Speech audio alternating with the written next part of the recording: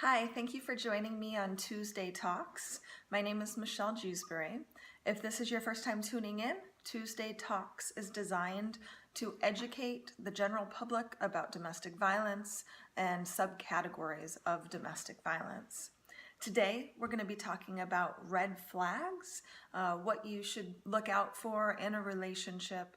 I was involved in a domestic violence relationship for 4 years. And because of that, it's propelled me to start these talks and to talk with different people about domestic violence and reach out and start a nonprofit organization called Unsilenced Voices. We're currently building shelters in Ghana for women and children fleeing domestic violence. I want to open up about some red flags that I noticed in my past relationship that I guess didn't want to see, and I looked past. My abuser, his name is Paul, and when Paul and I first started dating, I was enamored with him. He oftentimes would, send me flowers and bring me chocolates and come pick me up. He would take me to dinner. We would go to nightclubs. We'd go to games, lots of basketball and baseball games. This is where I become a Dodgers fan. But he often would not let me carry my purse or my IDs, credit cards. He wanted to take care of everything. He was, in a sense, hyper masculine. So this is a red flag if your spouse or your partner insists that he or she carries everything and you don't have to worry about anything and is in control of you, of what you're doing, of who you're seeing, of what you're bringing. It's a huge red flag.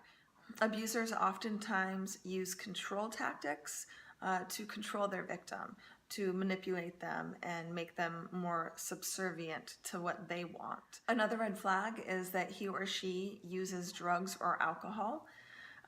It's not a definite sign, of course, of domestic violence, but if he or she abuses drugs and alcohol and becomes violent because of that, it's a huge sign. So my ex wouldn't admit that he was an alcoholic. He would drink on a regular basis, and after he drank a certain amount of drinks, he would forget about what was happening and black out. And that's when the bad abuse happened, is when he was blackout drunk, and I was beat for hours on a couple of different occasions. So if your partner uses drugs or alcohol and it seems that they're trying to cover something up or there's something else going on inside of them and they're using alcohol as, say, a medication, keep your eyes open for that, and especially if they get abusive while intoxicated or on drugs.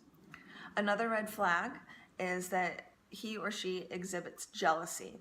Now, this isn't just jealousy over, say, other guys. This is jealousy over your friends, your family, who you spend time with. He or she will tell you, why do you spend so much time with this friend or that friend? Paul often would tell me who I could or could not hang out with, why I wasn't allowed to hang out with certain people, and even spend so much time with my family. I know sometimes he would tell me that my parents weren't good for me or my brother wasn't good for me, and that their influence was somehow inhibiting me from growth.